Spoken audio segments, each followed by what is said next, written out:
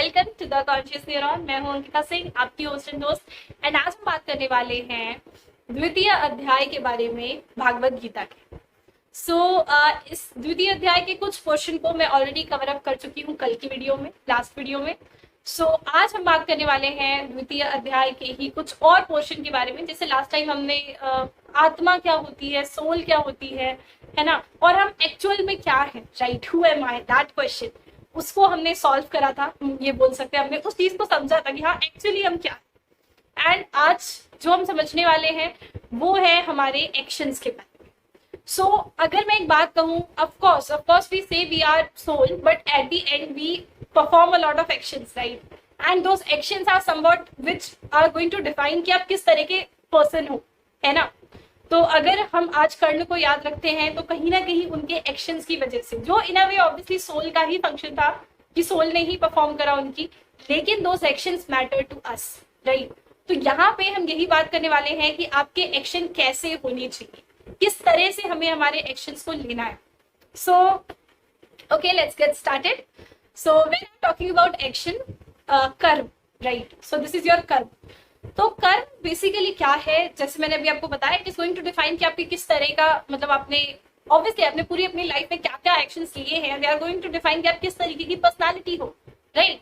तो ये कर्म को हमें कैसे करना है और अभी हम कैसे कर रहे हैं। तो अगर मैं बहुत सिंपल लैंग्वेज में, अभी हम अर्जुन का ही एग्जाम्पल ले तो व्हाट वाज ही डूइंग, ठीक है, वो क्या कर रहे थे, वो उस समय वहां पे खड़े होकर के ही वॉज थिंकिंग अबाउट कि अगर मैं ये लड़ाई लड़ूं, which is the कर्म is nothing but you know an action that you are doing। तो वो एक्शन वहां पे उनका क्या था, लड़ाई को लड़ना, है ना।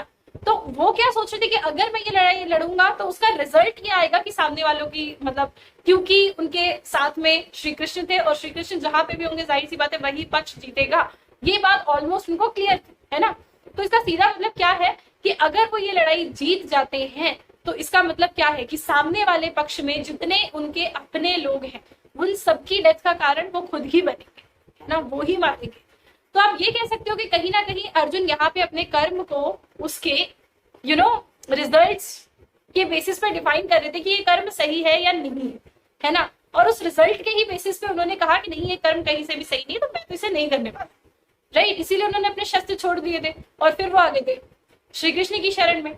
तो हम भी अपनी लाइफ में अगर किसी एक्शन को लेते हैं तो इसी तरीके से लेते हैं। We have become a very calculated being, इतने ज्यादा कैलकुलेटेड हो गए हैं कि अगर कोई एक्शन लेना है तो प्रॉपरली सोच के कि अगर मैं आज इस कंपनी में जाऊंगी तो इसका क्या रिजल्ट होगा, ये ऐसे वैसे, मतलब अगर मैं ये कोर्स ले रही हूँ या कुछ भी, एंड ऑब्वियसली एक हद तक हमें होना भी चाहिए जैसे हम होते हैं, बट लेट्स अंडरस्टैंड कि श्री कृष्ण के हिसाब से हमारे एक्शन एक्चुअली कैसे होने चाहिए, ठीक है। तो अभी तक का हमारा सीधा सा मतलब यही है कि हम जो एक्शंस लेते हैं कहीं ना कहीं हम उसके रिजल्ट्स को पहले से एक तरीके से कहीं ना कहीं कैलकुलेट करके उसके बाद ही हम उस एक्शन को लेते हैं, राइट।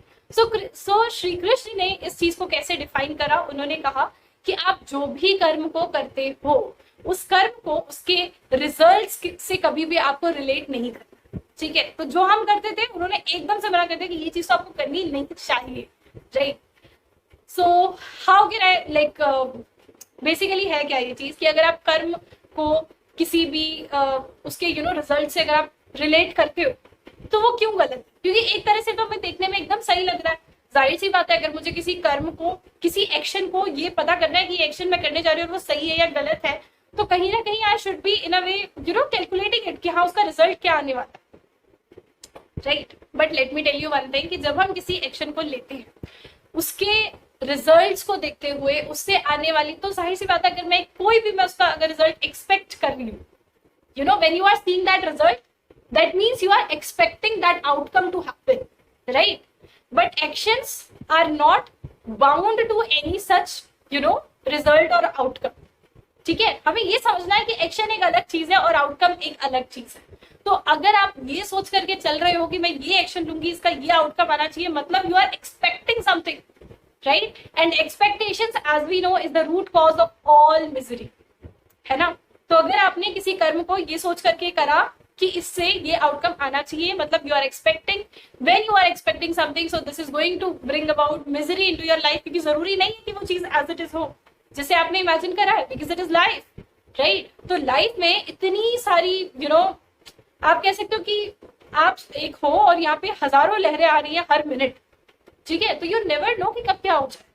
दैट इज वाई अगर आपको एक्चुअली एक लाइफ ऐसी जीनी है जहाँ पे आपको इन सब चीजों से फर्क ना पड़े, when you really want to be happy, then you have to understand this कि जो भी आप एक्शंस ले रहे हो उनको आप इसलिए लो क्योंकि आप वाकई लेना चाहते हो, क्योंकि वो उस समय आपका सही कर्म है, या फिर यू में से धर्म जो हम बोलते हैं कि हमारा एक धर्म है कि हाँ हम जिस काम को हमें उस समय करना चाहिए उसे करो, ठीक है, बिना ये सोचे कि उसका रिजल्ट क्या आएगा, right. Like as a student you are suppose to study, so don't expect कि उस स्टडी का रिजल्ट क्या आएगा, ठीक है, ये सोच करके मत पढ़ो कि नहीं मुझे फर्स्ट ही आना, तुम पढ़ो, और पढ़ो तो ऐसे पढ़ो कि तुम्हें हर एक चीज समझ में आए, राइट, वो चीज आपके अंदर एकदम डेप्थ तक जानी चाहिए, whatever you are reading, right? Like if I'm reading Bhagavad Gita right now, so my only aim should be to read it as carefully as I can, right? Totally उसमें खुद को indulge करके read करना.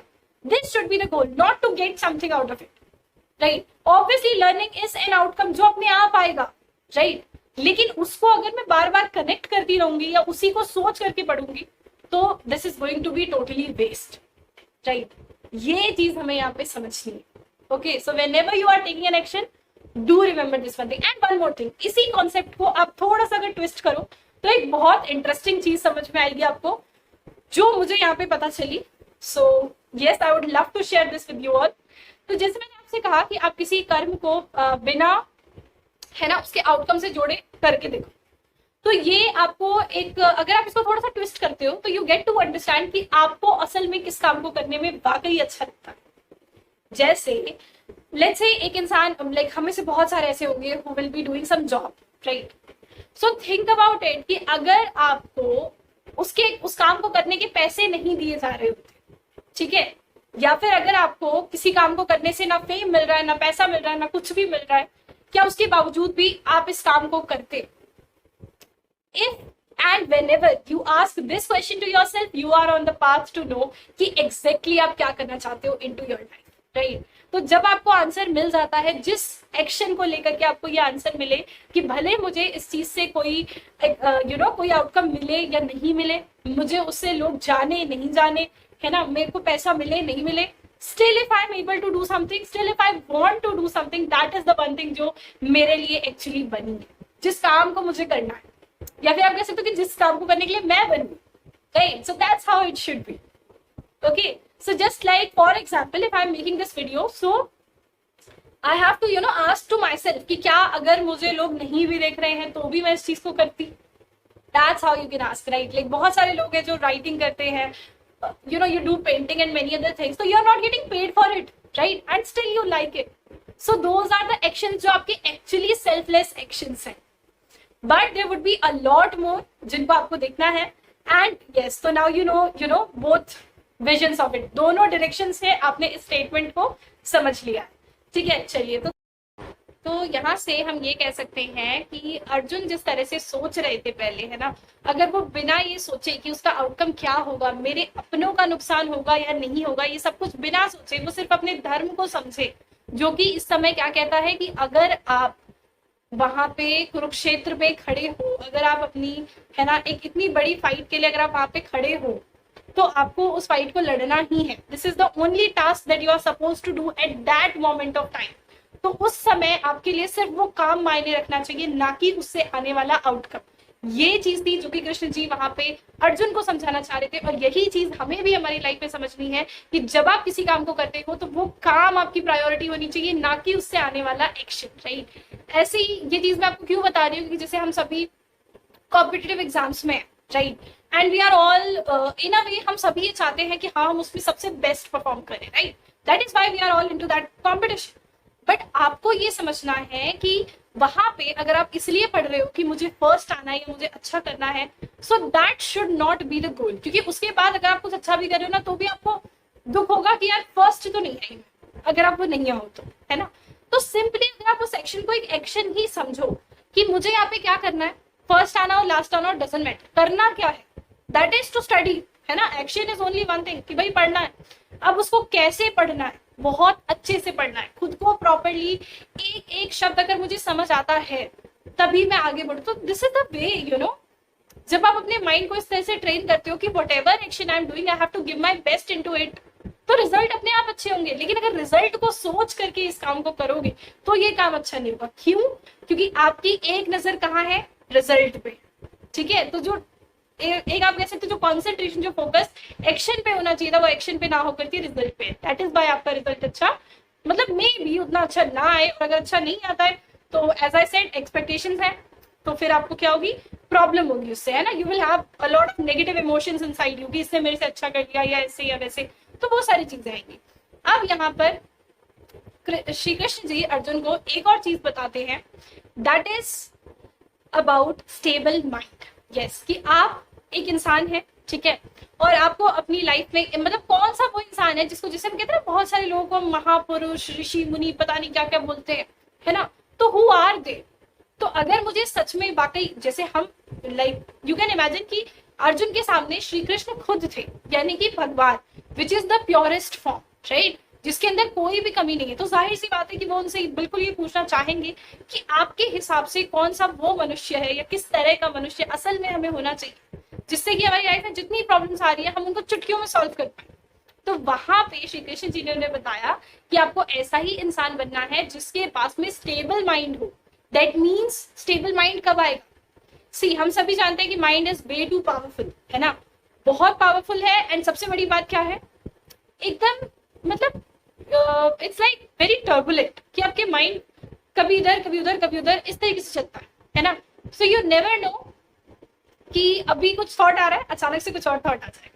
That's how our mind is. तो like अगर मैं बोलूँ light की भी स्पीड से ज्यादा तेज कौन है, तो वो माइंड ही है ना। That's how it is. इतने जल्दी जल्दी इतने सारे थॉट्स आ रहे हैं, तो आप समझ सकते हो ना कि इसमें स्टेबिलिटी लाना अपने आप में बहुत बड़ा टास्क है। तो यही चीज यहाँ पे श्री कृष्ण ने बोली कि जिसने अपने माइंड को स्टेबल बना लिया। स्टेबल का मतलब क्या होता है? स्टेबल का मतलब ये होता है कि एक पहाड़ की तरह, कि चाहे तेज तूफान आए, चाहे एकदम सनी डे हो, चाहे बारिश आए, वो एज इट इज है ना। उसका रिएक्शन तब भी वही था, अब भी वही है, और आगे भी वही होगा। That's how a person should be. तो मतलब you have to stay, you know, वो जो एक अंदर से जो एक खुशी होती है ना, वो हमेशा आपके अंदर एज इट इज रहनी चाहिए। वो सेटिस्फेक्शन वो हमेशा रहनी चाहिए। डजेंट मैटर आपकी लाइफ में कुछ प्रॉब्लमैटिक हो, कुछ बहुत अच्छा हो, या कुछ बहुत बुरा, है ना। क्योंकि हमारे अंदर क्या है, and see we all are like this, है ना, कि अगर कोई मोमेंट में ऐसा होता है जो मैं चाहती हूँ तो आई गेट वेरी हैप्पी, है ना। कभी कभी ऐसा होता है कि बहुत सारी चीजें होती है जो हमने एक्सपेक्ट नहीं करा, और वो सडनली लाइफ में हमारे इतना कुछ आ जाता है, हम खुश हो जाते हैं। काफी बारी उसकी वजह से हमारे अंदर एरोगेंस भी आ जाता है, राइट, कि हमने तो क्या क्या अचीव कर लिया, है ना। फिर क्या होता है, कभी कभी लाइफ में एकदम सब कुछ खत्म, एंड उस मोमेंट में क्या होगा? भरपूर सैडनेस। फिर आप एकदम टूट जाते हो, खत्म ही हो जाते हो। तो कहीं पे तो इतना एरोगेंस था और अब एकदम से बिल्कुल खत्म, डिप्रेशन तक में चले जाते हैं। तो ये जो चीजें हैं, ये जो एक्सट्रीम्स हैं, इन एक्सट्रीम्स पे हमें नहीं जाना है। हमें बनना है एकदम उस चट्टान की तरह, राइट। उसे कहते हैं एक स्टेबल माइंड, कि चाहे जैसी कंडीशन हो, चाहे जैसी सिचुएशन हो, जो आपके अंदर का इनर पीस है ना, वो एज इट इज बना रहे, है ना। और ऐसा भी ना हो कि बहुत ज्यादा खुशी आ रही है। और ये चीज को समझने के लिए सिर्फ एक ही तरीका है कि आप जीवन में कभी किसी भी मोमेंट को लेके बहुत ज्यादा खुश भी नहीं होंगे, बहुत ज्यादा दुखी भी नहीं होंगे, because that's one thing that the time has to pass, right. तो जो भी वक्त है वो चला ही जाएगा, चाहे अच्छा हो चाहे बुरा। तो जब ये चीज इतनी ट्रांजिएंट है ना, this life is so transient, everything is so transient. तो उसमें कुछ दुख है, कुछ सुख है। आपको पता है ना कि एक चीज कॉन्स्टेंटली नहीं रहने वाली, आज है कल नहीं होगी, इवन आप भी आज हो कल नहीं होगी। तो उस चीज को लेकर के इतना ज्यादा ऑब्सेस्ड होने का मतलब भी क्या?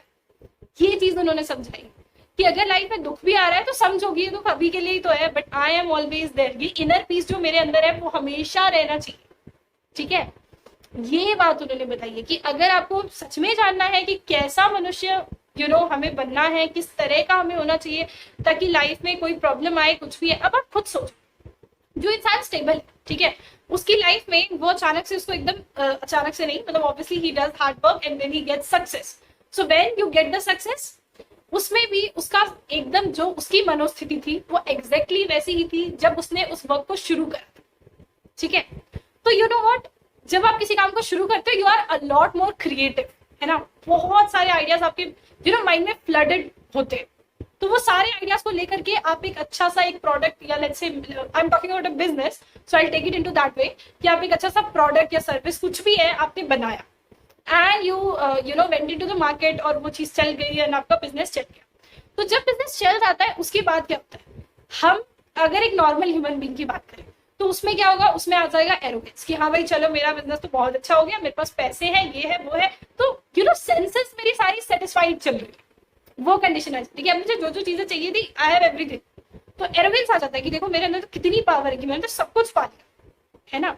लेकिन जिस इंसान ने अपने आप को एकदम वैसे ही रखा था जैसे वो पहले था, तो that creativity will not be blocked by the kind of success you had, right. लेकिन यहाँ पे creativity will get blocked because of the arrogance, है ना, जो आपने अपने अंदर आने दिया। तो ये चीज हमें सीखनी है कि कैसे अपने आप को स्टेबल रखना है। इन द सेम वे अगर कल को, क्योंकि obviously market is not same, है ना, जो भी मैंने प्रोडक्ट लाया था उससे बेटर प्रोडक्ट आ गया मार्केट में, तो क्या होगा, मेरे प्रोडक्ट तो गया वो, राइट। तो इस इंसान का बिजनेस अब गया, अब क्या होगा, और सामने वाले दूसरे का भी बिजनेस है। नाउ व्हाट विल हैपन, जो इंसान स्टेबल माइंड वाला है वो अभी भी वैसे ही माइंड का है जैसे उसने बिजनेस शुरू करा था, है ना, तो उतना ही क्रिएटिव है, तो अभी भी ही हैज दैट वे, वो इस सिचुएशन को एनालाइज करेगा एंड एनालाइज करके एक्चुअली आंसर निकालेगा कि हाँ यार मुझे कैसे आगे बढ़ना है, यू नो, कैसे मैं अपने प्रोडक्ट में ही कुछ ऐसा इंट्रोड्यूस कर दूं जिसकी वजह से जो भी लेट्स से जो भी प्रोडक्ट चल रहा होगा उससे मेरा एक बेटर वर्जन बन गया है। लेकिन दूसरे वाले के साथ क्या होगा कि भाई जब उसने अपनी सक्सेस को अपने दिमाग पे इतना चढ़ने दिया तो क्या हुआ, creativity blocked.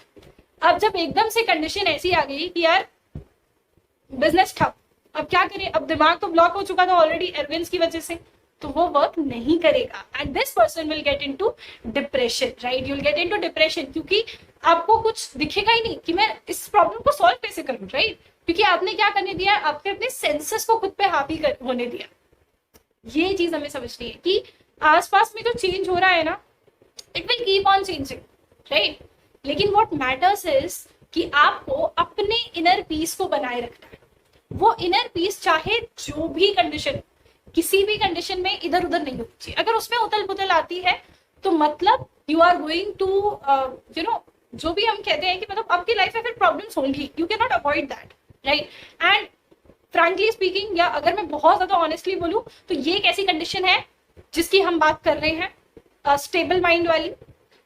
In a way it is very hypothetical for the people like us in today's world, right, क्योंकि आज का वो वर्ल्ड है जहां पे ना आपको छोटी सी अगर कोई लाइन बोल दे तो आपको तुरंत हर्ट हो जाती है ना, और या फिर आपको एकदम से कोई हल्का सा प्रेज भी कर दे तो you get into the seventh sky, that's how it is. ऐसे चलते हैं हम, और ये हम सबका भी है, it's not only about one person, so it's about everyone. तो yes, how will we change it, it requires time, of course it will require time, it will require efforts, लेकिन धीरे धीरे करके, just as I said ना कि अगर आप अपने कर्म को भी बनाना चाहते हो कि आप मतलब उसको यू नो फ्रूट या फल की चिंता बिना करे अगर आप उस कर्म को करना चाह रहे हो तो वो भी एक दिन में नहीं होगा, है ना, धीरे धीरे करके छोटे छोटे स्टेप्स लेते हुए सीखेंगे। सो सेम चीज अपने माइंड को स्टेबल करने के लिए भी, क्योंकि जाहिर सी बात है माइंड को स्टेबल करने के लिए अपनी लाइफ में अचानक से दुख या सुख ये तो चीज नहीं कर सकते ना, तो क्या करना पड़ेगा, नॉर्मली आप किस तरह से खुद को यू नो अपने सेंसेस को जितना हम अपील करते हैं उतना ही ज्यादा ये चीजें हम पे हावी होती हैं। तो let's say we all know कि टेस्टी फूड हम सबको पसंद है ना, जंक फूड इतना खाते हैं सबको पसंद है क्योंकि वो हमारे टेस्ट को सेटिस्फाई करे, right. But I am not saying कि आपको नहीं खाना चाहिए, ठीक है, थोड़ा बहुत हम सबको खाना चाहिए क्योंकि yes it's a food and it is made to you know, थोड़ा सा आप टेस्ट वेस्ट करो, अच्छा लगता है, हम सभी को अच्छा लगता है तो बिल्कुल खाओ, लेकिन इसको समझते हुए खाओ कि एक्चुअली वो क्या है, right. So when you are eating something that is for you the source of energy, so it should be in you know, ऐसी ही चीज लेनी है जो जिसके अंदर हाईएस्ट फॉर्म में एनर्जी आपको मिले, है ना, ताकि वो अंदर जाए, आप अच्छे से एक्ट कर पाओ जो भी आपको काम करने हैं, है ना, प्रॉपरली उसका डाइजेशन हो पाए, सारी चीजें। ऐसा कुछ क्या आप खाना चाहोगे जिससे आगे आकर के 10 साल में आपको इतनी सारी बीमारियां हो रही हैं कि बॉडी ने चलना ही बंद कर दी, ऑब्वियसली नॉट, राइट। तो जो इंसान यू नो स्टेबल स्टेट में वो इस चीज को समझेगा, है ना, वो इस चीज को समझेगा। अगर उसके सामने आप बहुत सारा भी जंक फूड ला करके रख दो तो ये अंडरस्टैंड कि आंटी के मुझे सिर्फ मेरे टेस्ट को अगर सेटिस्फाई करना ही है तो थोड़ा बहुत खा लिया, चलो ठीक है, लेकिन सिर्फ टेस्ट के पीछे भागते भागते मेरी हेल्थ को नहीं डिटीरियोरेट करना है। यही चीज आपकी हर सेंस के साथ में है ना। We say we have 5 sense organs, है ना। तो उन सेंस ऑर्गन्स को, अपनी सेंसेस को सेटिस्फाई करते हुए खुद को डिटीरियोरेट नहीं करना। ये चीज समझनी है कि कहाँ तक सेंसेस को सेटिस्फाई करना इज गुड फॉर यू और किसके बाद मुझे लिमिट लगानी है। This is what we are suppose to learn, right. सिर्फ इतनी सी चीज सीखनी है और धीरे धीरे करके करना है। जैसे मैंने अभी आपको फूड का दिया, उसी तरीके से आप म्यूजिक का भी बोल सकते हो, क्योंकि म्यूजिक सुनना हम सबको बहुत पसंद है। और आजकल का एक ऐसे ट्रेंड बन गया है कि अगर आप ट्रैवल कर रहे हो तो कान में आपके ईयरफोन तो होने ही चाहिए। That's how it is. लेकिन आप सोचो ना, अगर आप दिन भर ईयरफोन लगा के रह रहे हो तो आपके ईयर ड्रम्स का क्या होगा? Will they B normal? Obviously not, right. तो उस चीज को समझो कि कहाँ तक मेरे सेंस ऑर्गन्स को सेटिस्फाई करना मेरे लिए एक तरीके से अच्छा है और किस लेवल के बाद जाकर कहाँ पे मुझे लिमिट लगानी है कि हाँ अब मुझे ये चीज नहीं करनी। That's how you should be taking any of your action, right. That's all for today. Thank you so much. I hope we all have learned something new from it. So yes,